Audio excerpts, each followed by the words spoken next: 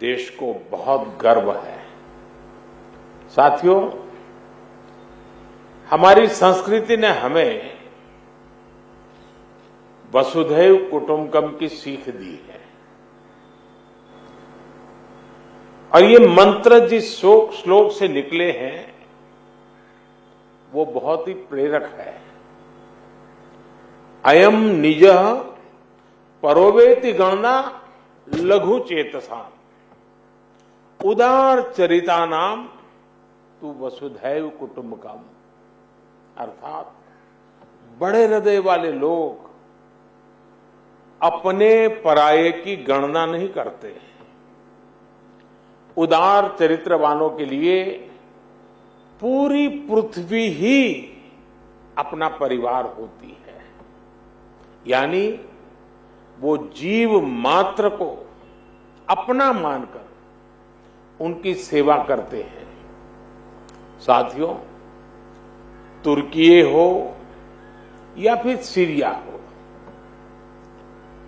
पूरी टीम ने इन्हीं भारतीय संस्कारों का एक प्रकार से प्रगटीकरण किया है। हम पूरे विश्व को एक परिवार मानते हैं।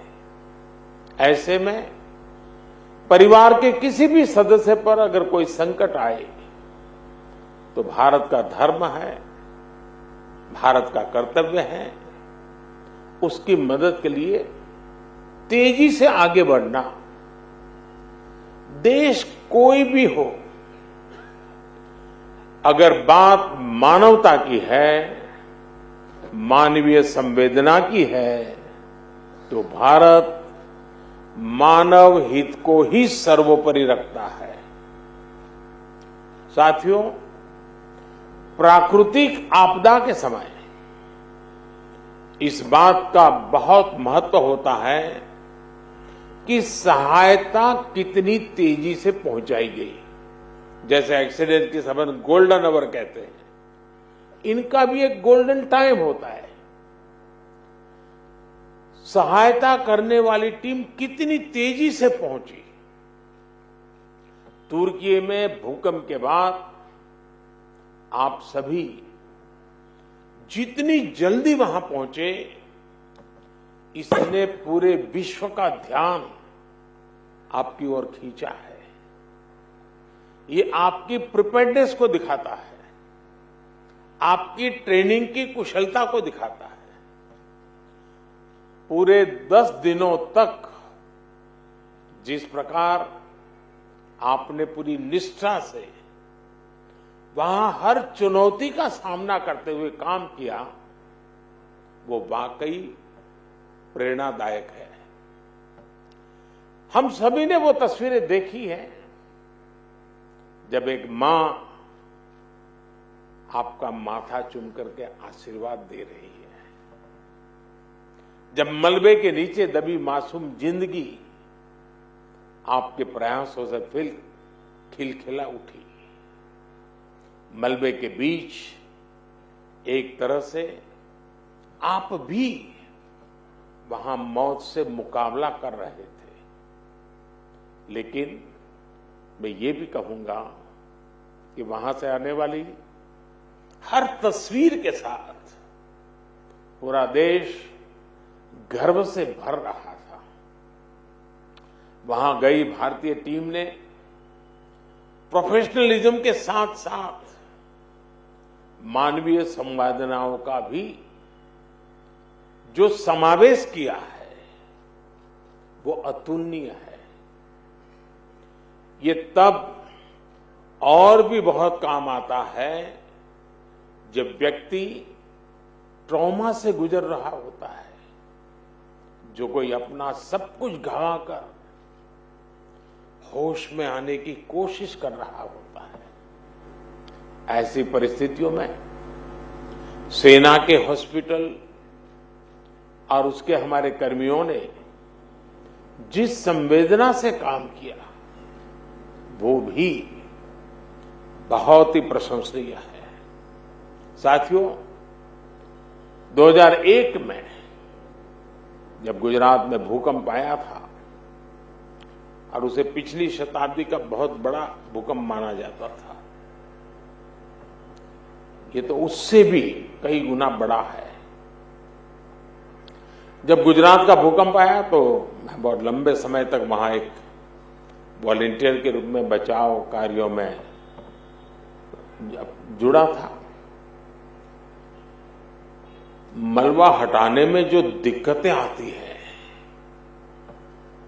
मलबे में लोगों को खोजना कितना मुश्किल होता है,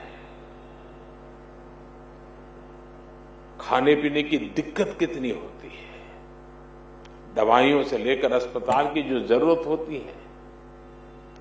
और मैंने तो देखा था भूज का तो पूरा अस्पताल ही ध्वस्त हो गया था, यानी पूरी व्यवस्था ही तबाह हो चुकी थी। और उसका मुझे फर्स्ट हैंड एक्सपीरियंस रहा है। वैसे ही जब 1979 में गुजरात में ही मोरबी में मच्छू डैम जो बांध टूटा और पूरा गांव पानी से तबाह हो गया, पूरा शहर मोरबी तबाही मची थी, सैकड़ों लोग मारे गए थे। एक वॉलंटियर के रूप में तब भी मैं वहां महीनों तक रह करके ग्राउंड पर काम करता था। मैं आज अपने उन अनुभवों को याद करते हुए कल्पना कर सकता हूं कि आपकी मेहनत कितनी जबरदस्त होगी, आपका जज्बा, आपकी भावनाएं मैं भली भांति फील कर सकता। आप काम वहां करते थे, मैं यहां अनुभव करता था कैसे करते होंगे। और इसलिए आज तो मौका है कि मैं आपको सैल्यूट करूं और मैं आपको सैल्यूट करता हूं।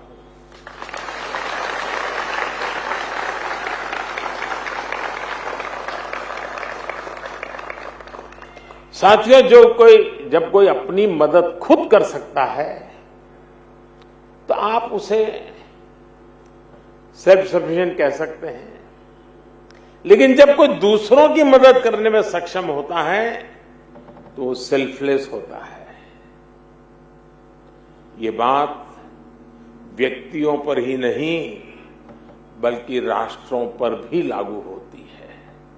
इसलिए भारत ने बीते वर्षों में सेल्फ सफिशिएंसी के साथ साथ सेल्फलेसनेस की पहचान को भी सशक्त किया है।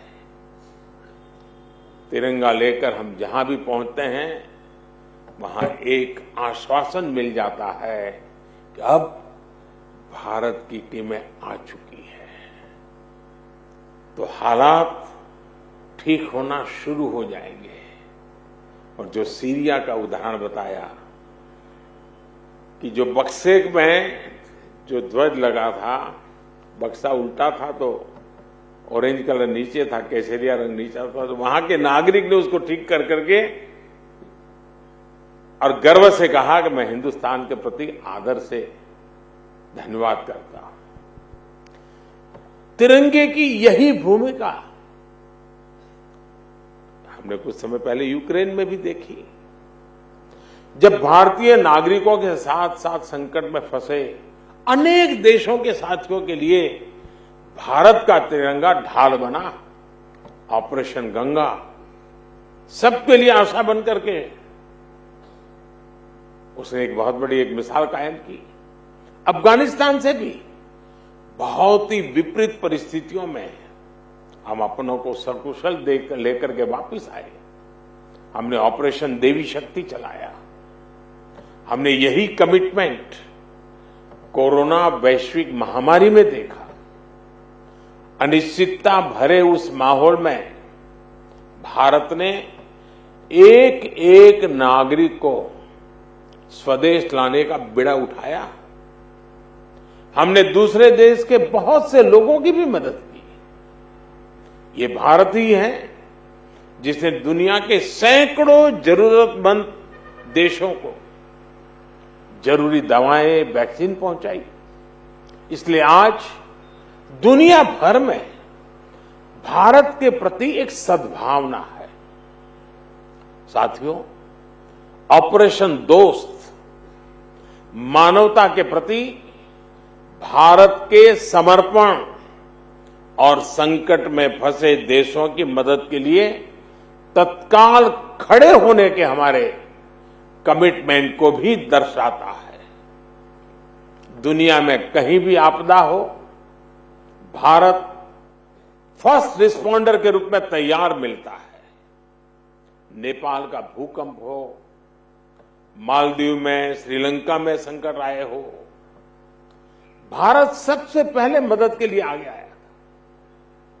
अब तो भारत की सेनाओं के साथ साथ एनडीआरएफ पर भी देश के अलावा दूसरे देशों का भरोसा बढ़ता जा रहा है।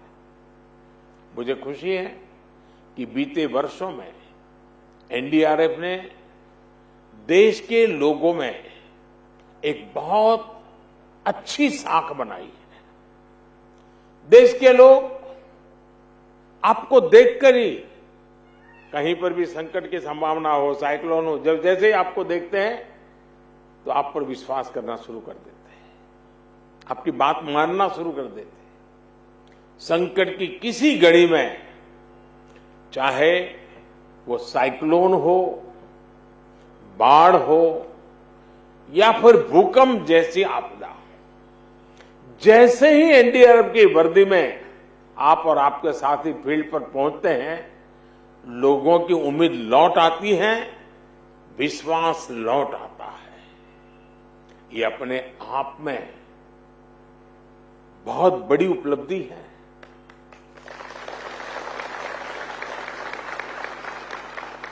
जब किसी फोर्स में कुशलता के साथ संवेदनशीलता जुड़ जाती है, उसका एक मानवीय चेहरा बन जाता है, तो उस फोर्स की ताकत कई गुना बढ़ जाती है। एनडीआरएफ की इसके लिए मैं विशेष रूप से प्रशंसा करूंगा। साथियों, आपकी तैयारियां को लेकर देश आश्वस्त है, लेकिन हमें यही नहीं रुकना है। हमें आपदा के समय राहत और बचाव के अपने सामर्थ्य को और अधिक बढ़ाना है। हमें दुनिया के सर्वश्रेष्ठ राहत और बचाव दल के रूप में अपनी पहचान को सशक्त करना होगा।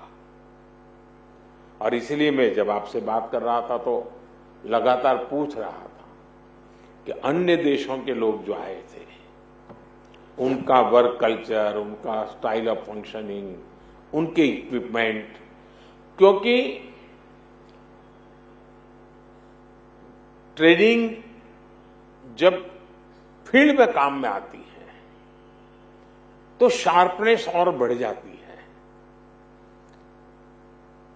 इतना बड़ा हादसा आपके पहुंचने से एक प्रकार से, एक संवेदना के नाते, जिम्मेवारी के नाते, मानवता के नाते हमने काम तो किया, लेकिन हम बहुत कुछ सीख करके भी आए हैं, बहुत कुछ जान करके भी आए हैं। इतनी बड़ी भयानक कैलेमिटी के बीच में जब काम करते हैं तो 10 चीजें हम भी ऑब्जर्व करते हैं, सोचते हैं ऐसा ना होता तो अच्छा होता, ये करते तो अच्छा होता, वो ऐसा करता है, चलो मैं भी ऐसा करूं, और वही हमारी क्षमता भी बढ़ाता है। तो 10 दिवस तुर्की के लोगों के लिए तो हमारा दायित्व हम निभा रहे हैं, लेकिन वहां जो हमने सीखे हैं, पाए हैं, उसको हमने डॉक्यूमेंटेशन होना चाहिए, बारीकी से डॉक्यूमेंटेशन करना चाहिए, और उसमें से हम क्या नया सीख सकते हैं। अभी भी कौन सी ऐसी चैलेंजेस आती हैं कि जिसके लिए हमें हमारी ताकत और बढ़ानी पड़ेगी, हमारी क्षमता बढ़ानी पड़ेगी। अब जैसे इस बार हमारी बेटियां गई, पहली बार गई, और मेरे पास जितनी खबर है, इन बेटियों की मौजूदगी ने भी वहां के नारी जगत के अंदर एक और विश्वास पैदा किया। वो खुल करके अपनी शिकायतें बता पाई, अपना दर्द बता पाई। अब पहले कभी कोई सोचना नहीं था कि भाई इतना बड़ा कठिन काम है, इन बेटियों को क्यों परेशान करें। लेकिन इस बार निर्णय किया गया और हमारी बेटियां, भले संख्या हमारी सीमित लेके गए थे, लेकिन वहां पर नाता जोड़ने में हमारा ये इनिशिएटिव बहुत काम आया है जी। मैं मानता हूं कि हमारी अपनी तैयारी जितनी बेहतर होगी, हम दुनिया की भी उतने ही बेहतर तरीके से सेवा कर पाएंगे। मुझे विश्वास है साथियों, आप बहुत कुछ करके आए हैं और बहुत कुछ सीख करके भी आए हैं। आपने जो किया है उससे देश का मान सम्मान बढ़ा है। आपने जो सीखा है उसको अगर हम इंस्टीट्यूशनलाइज करेंगे तो आने वाले भविष्य के लिए हम एक नया विश्वास पैदा करेंगे। और मुझे पक्का भरोसा है आपके हरेक के पास एक कथा है, एक अनुभव है, कुछ न कुछ कहने को है। और मैंने पूछता रहता था, मुझे खुशी होती थी कि हमारी टोली के लोग सब सलामत रहे, तबीयत भी अच्छी रही, क्योंकि ये भी चिंता रहती थी कि बहुत ही वेदर टेम्परेचर समस्याएं और वहां कोई व्यवस्था नहीं होती। जहां इस प्रकार का हादसा होता है वहां से संभव ही नहीं होता है, किसी के लिए संभव नहीं होता है। लेकिन ऐसी स्थिति में भी कठिनाइयों के बीच भी काम करना, और आप देश के नाम को रोशन करके आए हैं और बहुत कुछ सीख करके आए हैं जो आने वाले दिनों में काम आएगा। मैं फिर एक बार हृदय से बहुत बहुत अभिनंदन करता हूं। मैं जानता हूं आप आज ही आए हो, थक करके आए होंगे, लेकिन मैं लगातार पिछले 10 दिन आपके संपर्क में था, जानकारियां लेता रहता था, तो मन से मैं आपसे जुड़ा हुआ था। तो मेरा मन कर गया कि घर बुलाऊं आपको, आपका अभिनंदन करूं। इतना बढ़िया काम करके आए हैं। मैं फिर से एक बार आप सबको सैल्यूट करता हूं। धन्यवाद।